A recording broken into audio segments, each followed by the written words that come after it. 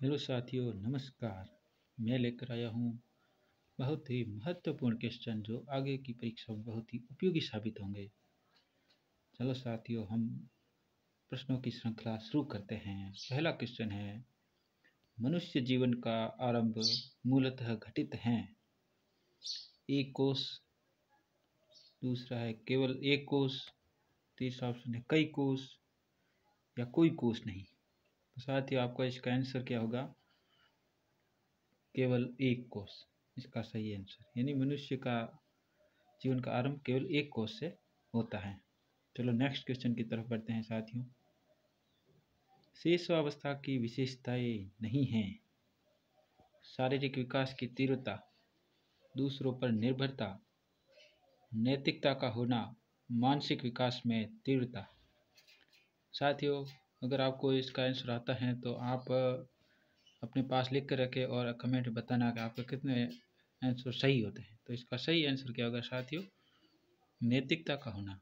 शेष अवस्था की विशेषता नहीं है, क्योंकि शेष अवस्था में नैतिकता या अनैतिकता दोनों नहीं होती।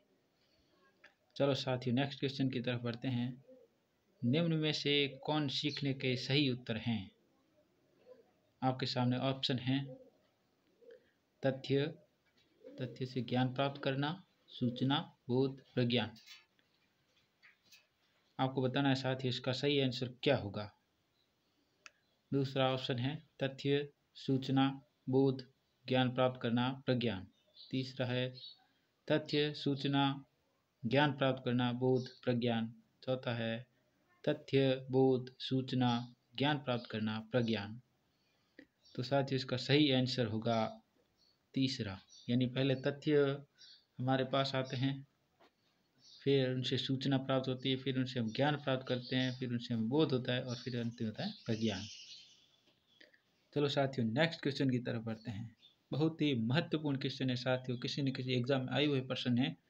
इनका बहुत ही बारीकी से अध्ययन करना, और एक बार समझ नहीं आए तो दूसरी बार एक बार देख लेना, आपके ये आंसर क्वेश्चन बिल्कुल इजी वे में याद हो जाएंगे और ये आगे आने वाली परीक्षा में बहुत ही उपयोगी साबित होंगे। चलो नेक्स्ट क्वेश्चन देखते हैं। संवेदना ज्ञान की पहली सीढ़ी है, यह कथन है। मानसिक विकास से, शारीरिक विकास है, ध्यान का विकास है या भाषा का विकास है? तो साथियों इसका सही आंसर क्या होगा?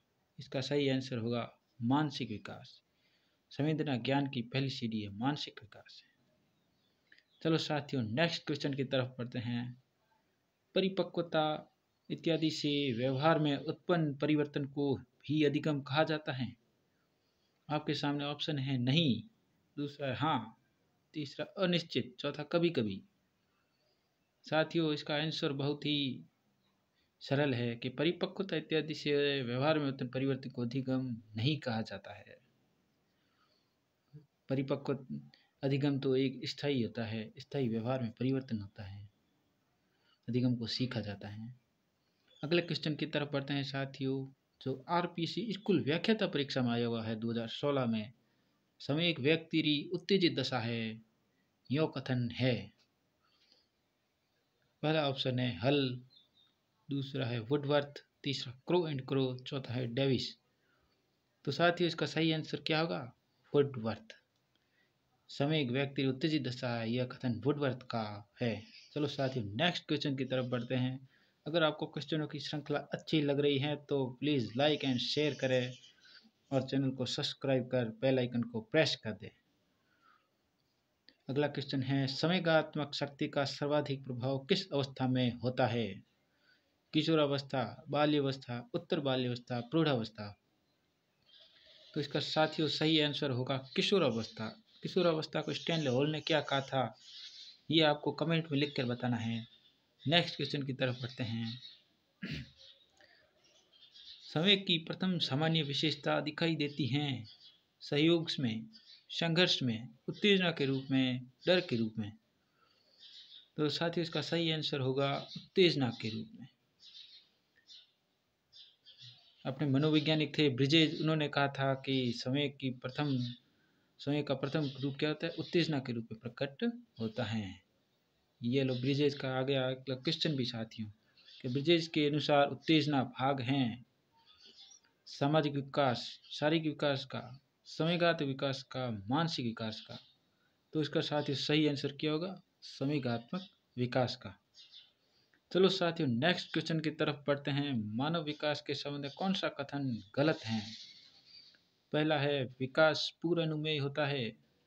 दूसरा विकास सामान्य से विशिष्ट की ओर चलता है। तीसरा विकास रेखीय होता है। चौथा विकास निरंतर होने वाली प्रक्रिया है।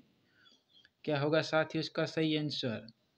तो इसका सही आंसर होगा विकास रेखीय होता है। ये बात गलत है क्योंकि विकास रेखीय नहीं होता, वर्तुलाकार गति से आगे बढ़ता है। चलो साथियों नेक्स्ट क्वेश्चन की तरफ बढ़ते हैं।